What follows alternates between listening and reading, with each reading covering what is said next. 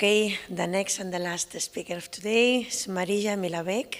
She's a lecturer and researcher in the Department of Nursing at the Faculty of Health Sciences, University of Ljubljana, Slovenia. It's okay. She has experience as a community nurse and as a nurse in oncology. Her research interests include community health nursing, people with special needs, and genomics in nursing. She has various experience from national and international projects. She is also involved in the GenoNurse project. Welcome, Marija.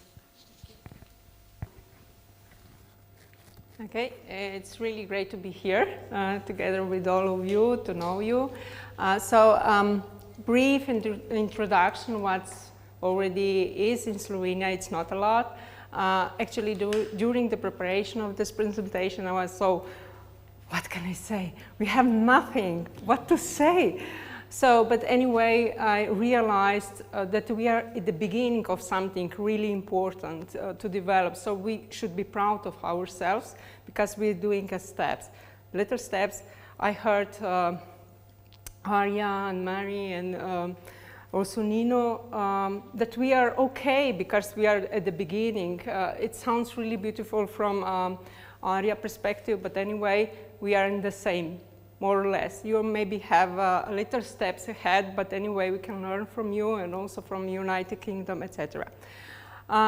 So this is Slovenia. Slovenia is a really small country, so some of you already been there. You know that we are a really good country, a lot of different things, a really beautiful country, a lot of positive energy, lakes and mountains and also sea. This is Adriatic Sea. We are a really small country. I put those data because it seemed to me that's really important. We are just 2 million. This is one big city, maybe from your perspective, and our land is really a lot of differences, but anyway, it's really small. We are more or less in the average of European Union. The healthy life years, maybe we have some issue, we can improve it. It's a small country, we can manage, but we have a lot of issue also. About University of Ljubljana, we are quite big. We are one of the biggest university in Slovenia and the oldest one. It's 100 years old university. A lot of faculties, and we have a lot of students. So I'm part of Faculty of Health Science. This is our faculty. And we have, see there's a little changes. We have 8 different departments, and we have also the first, the second, and the third cycle of study. And the students could be involved in all 3 studies. The third study is together with the Faculty of Medicine. It's not our, but it's with the Faculty of Medicine. So the most of my work is in nursing department. I also collaborate with the midwifery department. Little small collaboration on the second circle, but I think because the plan is to also to work there. Brief discussion or brief introduction about nursing. 3 years, so 6 semesters. We are starting with Bologna. Probably like everywhere, we have a lot of clinical placement that's could be an issue. Some let's say information about Slovenian achievements. One of the biggest achievements is sequencing of the genome of Proteus. It's in English, Ulm. It's okay. Do you know what is Ulm? I noticed this is in Slovenia, if I direct translate, is human fish. If you can see, the skin is like a human. It's really something. Why it's important for genetics? Because they noticed that this creature from the cave, Postojna cave, is really famous about this, have really good regenerative capabilities. If one of the 4 legs fall apart, get rid of it, they can generate new leg. Or if you cut the tail, they can regenerate the tail. So they try to discover what's going on with this creature, what kind of genome she or he possess. Actually, is one sex or something. And they try to discover. So with China and Denmark, they have some really huge project, and they try to sequence it, the genome really well. It is also some kind of, let's say, marker of biosphere and also ecosystem of the caves and also the ecosystem in the land, because it's you need really, really clean water if you want to have it. It's really hard. It's not. They are not able to put in the terrarium or some kind of in artificial environment to breed this animal. It's also known about longevity, about 100 years and more. And then this creature also can spend a lot of years without any food. So this is reason why it's so important. They also have a lot of different other small projects about, for example, eye disease, etc. But it's not. It's together with our other, let's say, countries and researchers from all over the world. In genetics, genomics, really brief history. In 1958, our National Institute for Public Health was the first to start chromosomical analysis. Then Department of Medical Genetics appeared. This person is one of the leaders. Petelin is one of the leaders of this department also nowadays. And 2003 is the start of specialization for, of course, medical students. We don't have a lot of genetics, but for example, in Slovenia, for nurses, formal education, we don't have. I heard, actually we together heard from the Oncology Institute together with one private school. They tried to organize some kind of really quick, actually not quick, but some kind of course for their nurses to become a genetic counselors. Not of all those participants are not nurses. Some of them, more than 20%, were nurse assistant or some kind of other education. So they try to provide, from my point of view, provide some kind of helpers of the medical genetics in their environment. We have around Slovenia in some kind of higher education institutions, some kind of elective courses for nursing students together with other students. But for example, it's a good example that in work plan in field of rare disease, they plan to involve also genomic counselor, not genetic counselor, but genomic counselor as an aid to support the doctor together when they're dealing with the patient with rare disease. Also opinion about nurses' knowledge and also competencies, I will try to introduce a little bit later. But most of them, they think they should learn by themselves, and they need to learn literature, and also they need a lot of knowledge if they want to work as on the field of genetic or genomic area. I would like to introduce you some data. This is not my data. This is data from one kind of diploma work. It's really small amount of the participants, 25 of nurses. As you see, part of them, they are nurse assistant and doctors. And the data are showing about the nurses, not about the physicians, but about the nurses. The questionnaire was sent to the different kind of institution. You can see them. Clinical Institute for Medical Medicine, Medical Genetics, Oncological Institute, Gynecology Clinics, Pediatric Clinic, and also Mayor Gendis' private clinic, one of the first Slovenian private clinic dealing with the medical genetics with concession. That means that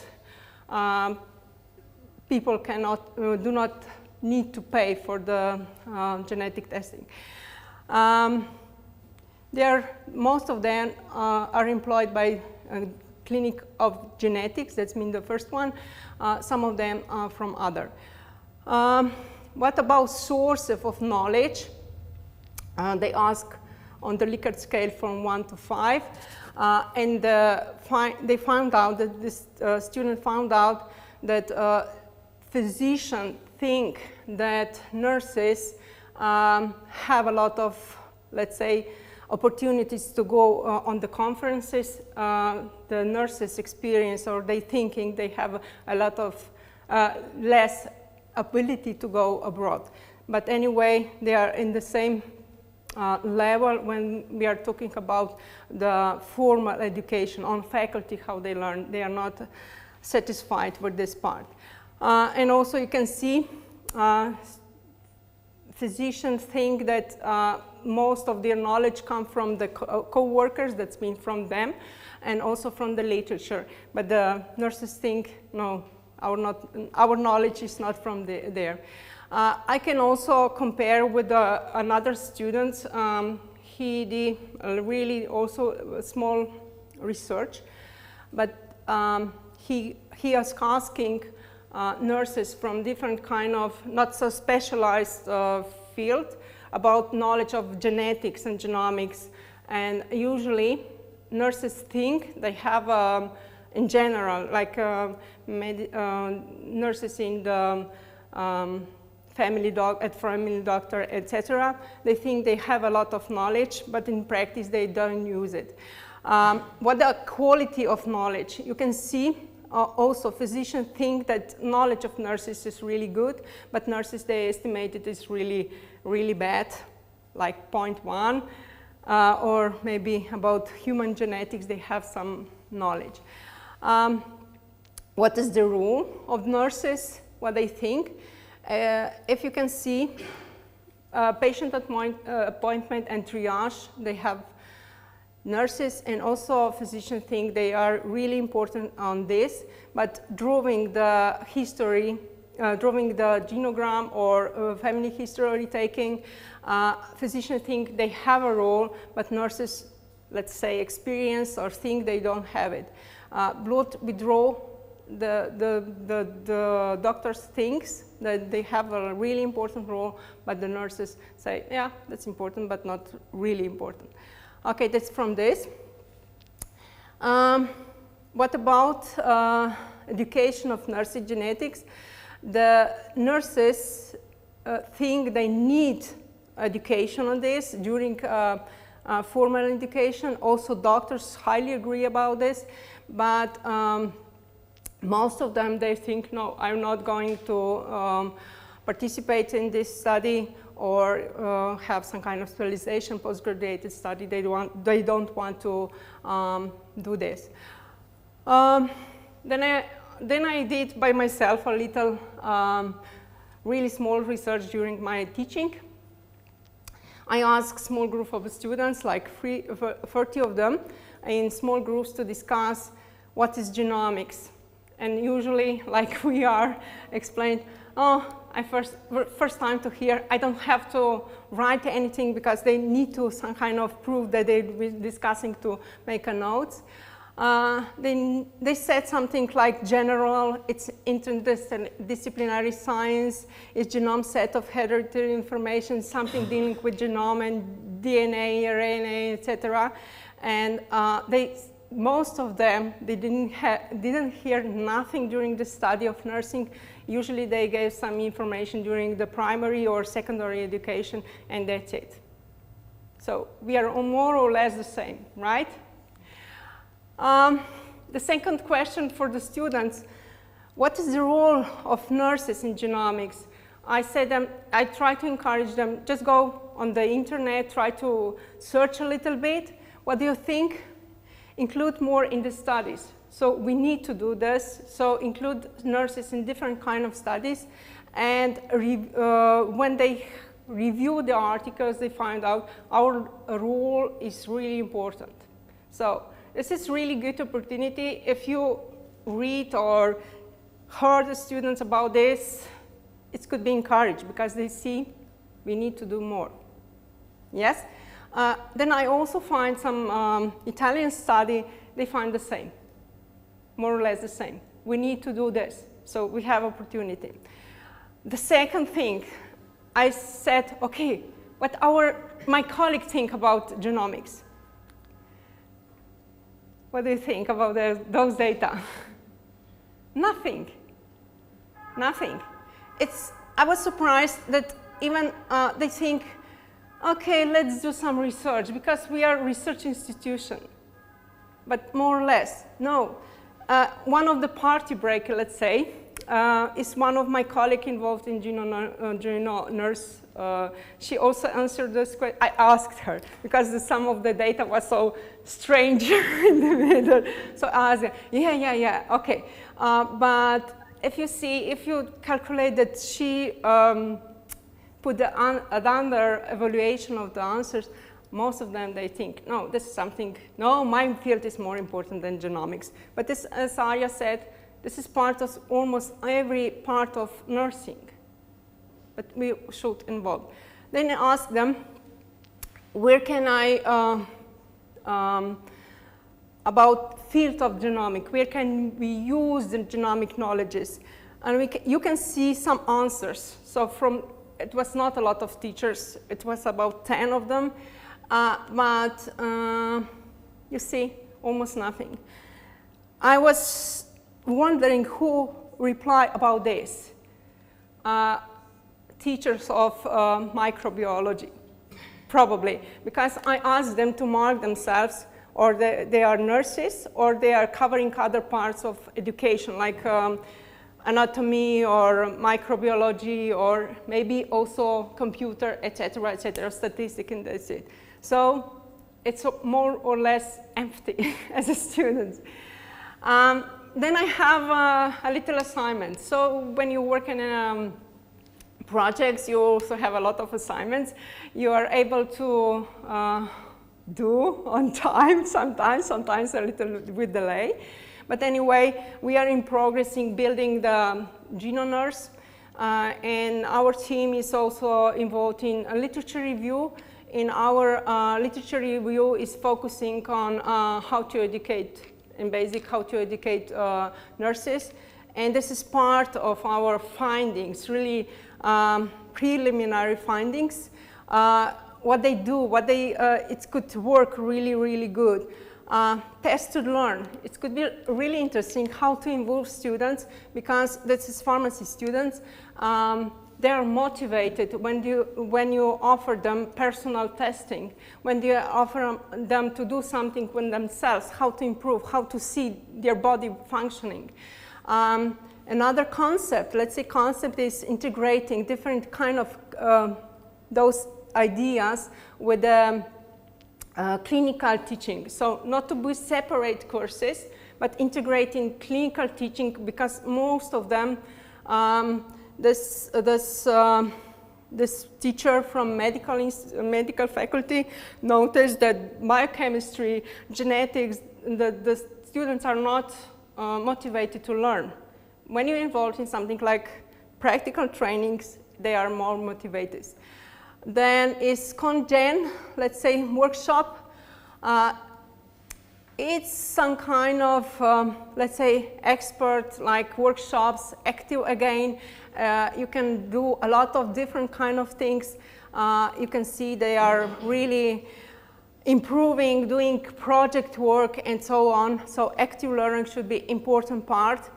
Then I put the third one. It sounds really strange.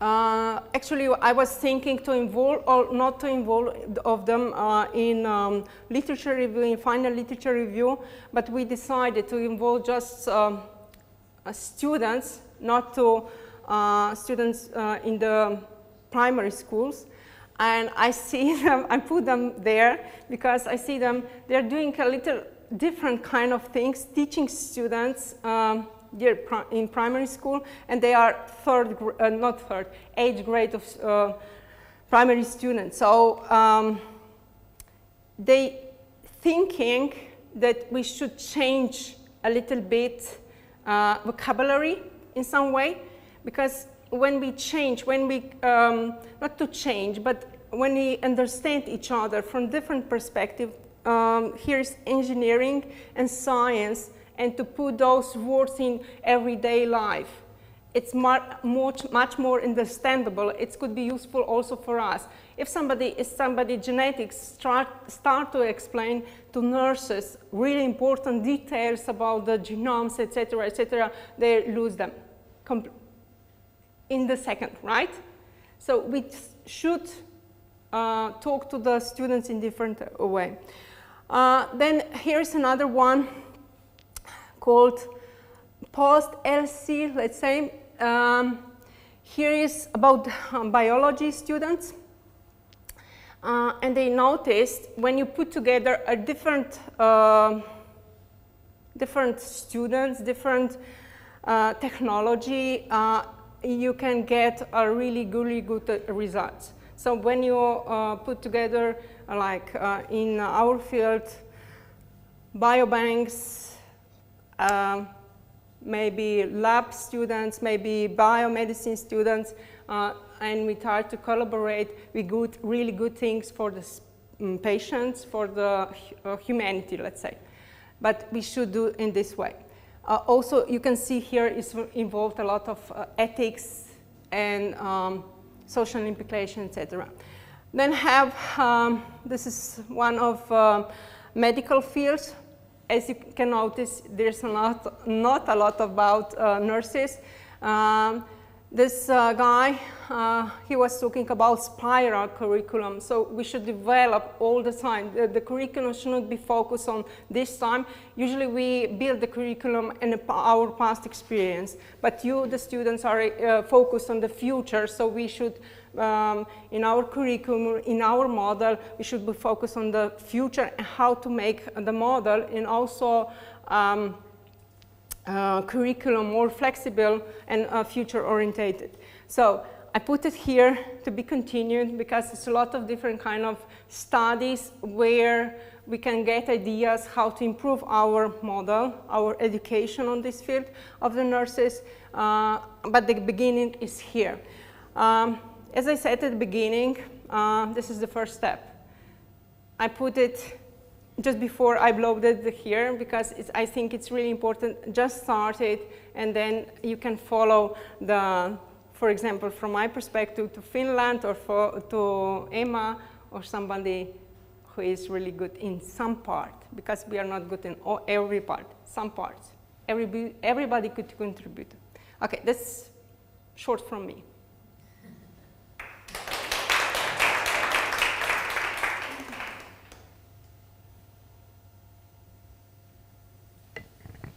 Okay. Danny? Fab, thank you. Just thinking about the project that you guys are doing, and the intention that you're going to train, was it at least 10 educators in each place?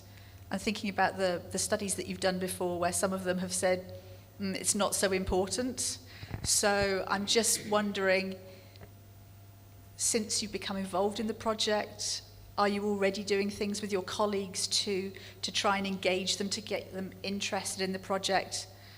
Because obviously you have to have them committed in order to teach it. Actually, I should say that our team of teachers is quite old, because just recently 2 of them are already retired, like in two months, and 2 of them is going to be retired in 2 months. So you can see.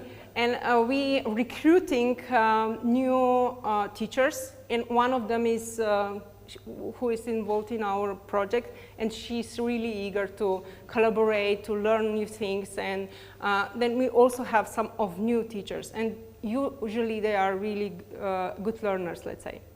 And they are planning to involve and try to new things and try to every stupid things and funny things.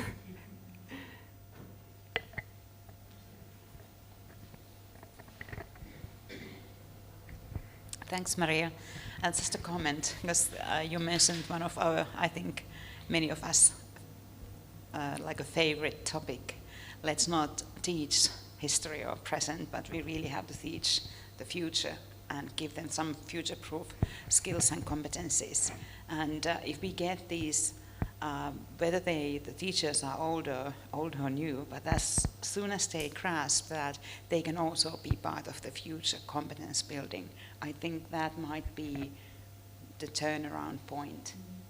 And I think we have, Emma, you actually defined the obstacle I think many of the institutions will have, that some of the teachers, they don't want to recognize it or the need for that, and they just don't want to change anything.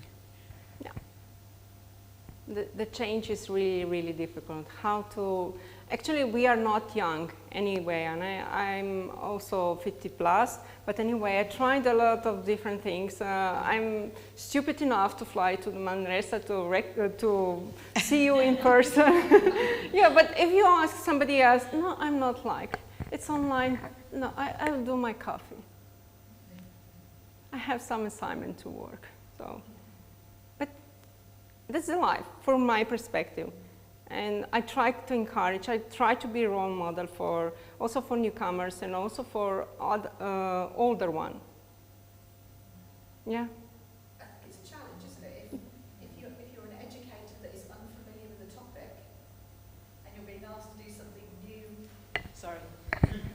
It's a challenge if you an educator who is unfamiliar with the topic and can't bring a personal experience to how they teach, then quite often they're very resistant about taking on something new, isn't it?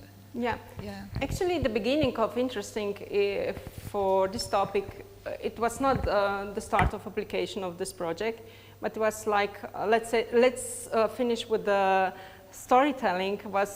Experience was the story of my colleague. She had a really a huge issue with the conception, and she is getting older and older, and the baby is not coming. So, but anyway, she managed to get pregnant, and during the pregnancy, she experienced a lot of different kind of issue, health issue. Everybody suggested do this, buy this, and also genetic testing. And in one genetic test was not so good. And then they just sent her to another testing and to another testing without any explanation. So during the COVID, I spent a lot of time to her just to talk. What do you think?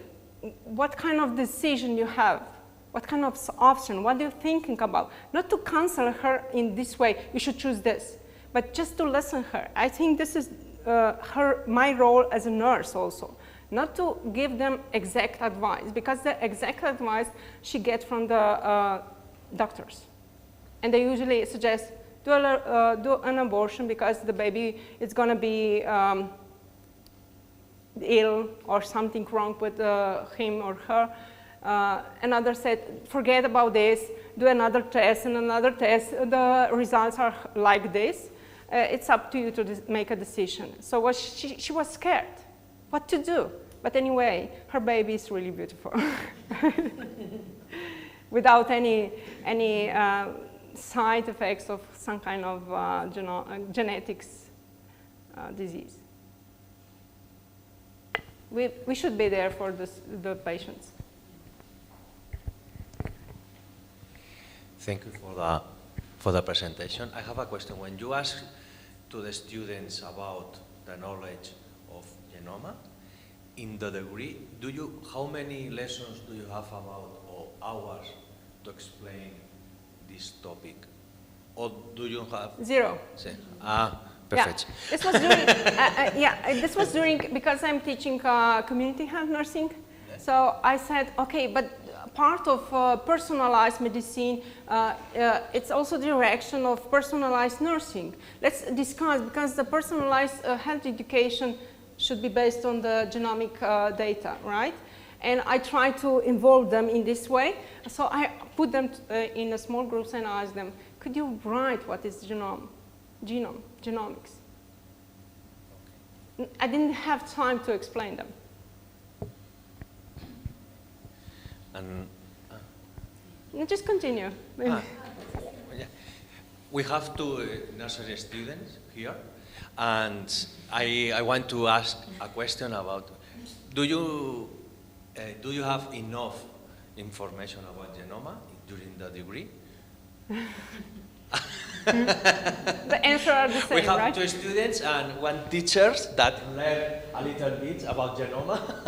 And do you need more information, or do you need more lessons or hours about genoma? Well, we didn't have any information about it, so well, I don't know in your case, but there is much more to do and to learn. Well, I would like to have more hours to learn everything like this, or to hear more from you. Well, when first Danny mentioned, would you like to come to this international about genomics and nursing, is like, okay, let's do this, but I don't know what it is. But just engaging, learning, just getting the first step of like, okay, what is genomics? What does it have to do with nursing? And hearing yesterday, like I was sharing with you before, just hearing the conversation in Catherine yesterday, when she started saying like, well, I had no idea, and I did my PhD and my bachelor's and my doctorate, and she still didn't know what genomics, they didn't even mention it. I was like, okay, well, you know, I feel less nervous about it, but it gives me the curiosity enough to want to learn about it. And who knows, maybe my last essay will be about it, and I'll have some more information, and I'll get to join you. But yeah, I'm just curious, more curious about it. So thanks for bringing this into my life. Thank you. Maybe I can add something. When you try new things, for example, like this one, it could be really interesting because, for example, in past few years we are talking about an individualized approach to the patient. But this is past. We need personalized approach to the patient based on their personal data. And this is the future, not individualized. That means you as a person separately. But when you do a personalized approach, for example, health education, it's completely different. You can use also, as they mentioned, coaching. It's completely different approach, but it's more sensible use of your knowledge and energy and everything you put to the patient, because you have the whole picture of the patient. Right. You can recognize their motivation, attitude, and also data about the functionality of the body. Thank you.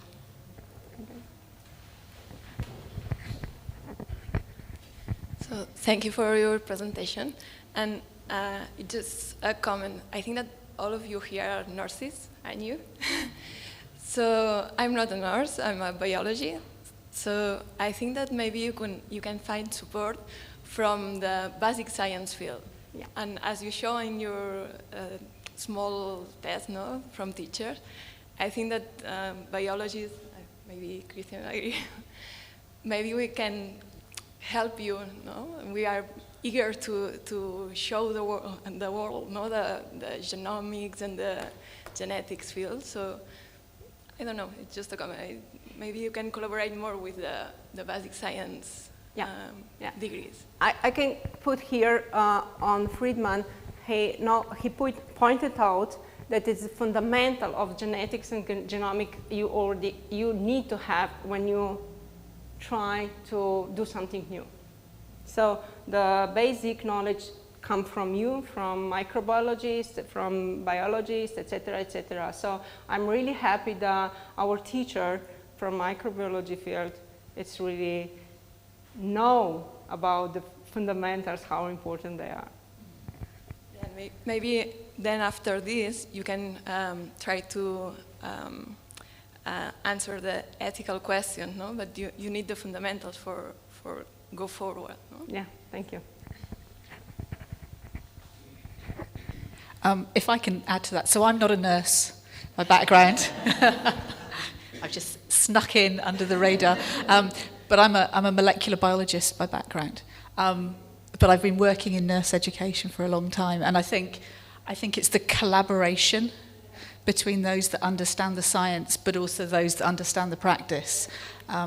Because I know of certain situations where they bring in the scientists, and it's great, but the nurses are still left with, so what does that mean? And I think working together allows that link between that sort of science theory, but actually the practice environment. So that's, I think, really important. And I guess what it also does is it builds that capacity within a university teaching environment that the nursing lecturers become less scared of the science and the scientists know more about health. Yeah. It's win all round. Yeah.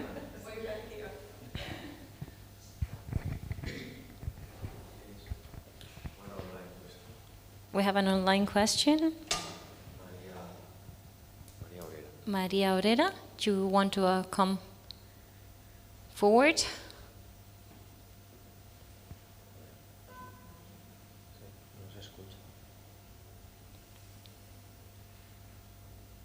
We didn't hear you yet.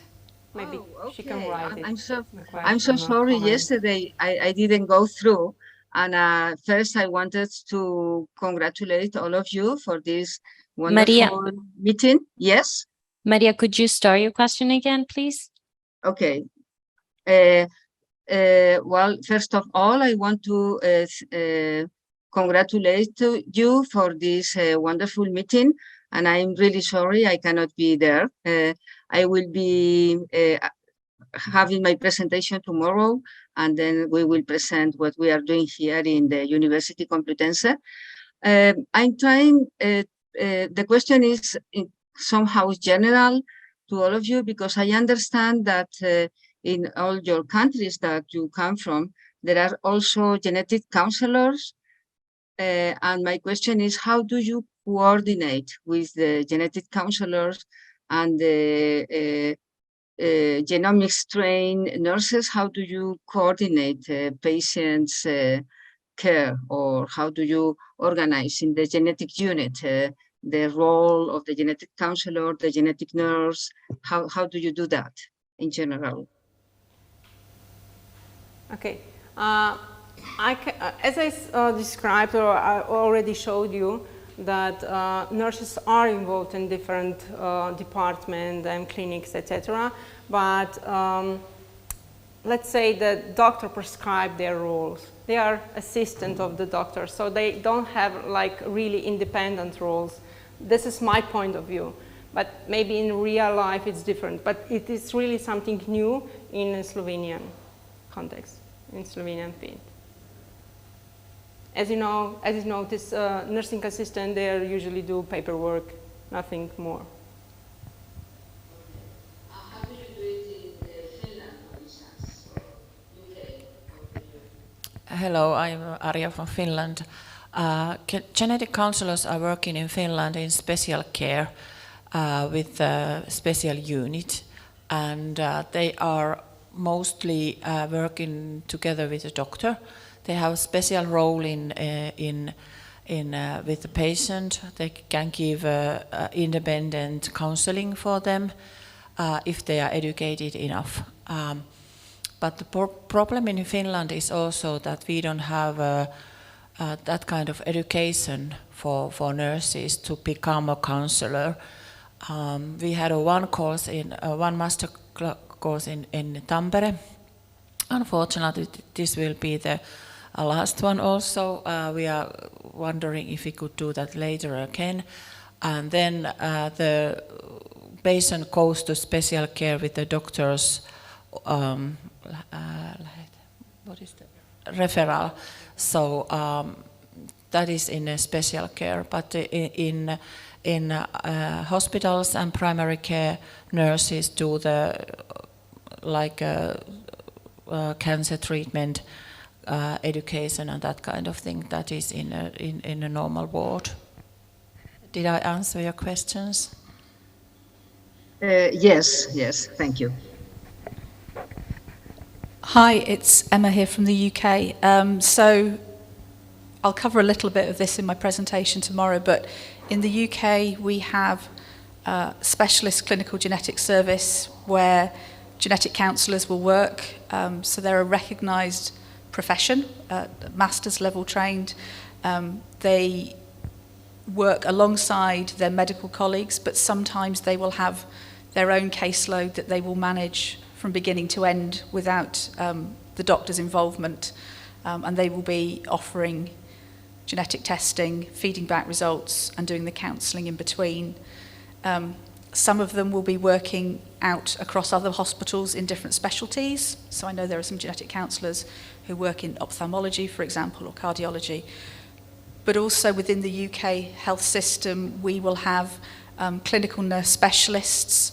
So maybe what you're referring to there is sort of genomic nursing a little bit, but they will be specialists in their particular clinical area, so for example cardiology or oncology, and they will also be in a position to be offering testing. Sometimes that is signed off by the doctor, but there is more of that happening in the UK system. So we're certainly moving into an area where testing is going to happen much more within the mainstream. So nurses will be very much involved in that, and then using our specialist genetic counsellors and clinical service when there are complicated, challenging questions. So for example, helping the wider family members understand if they have additional risks that they need testing for.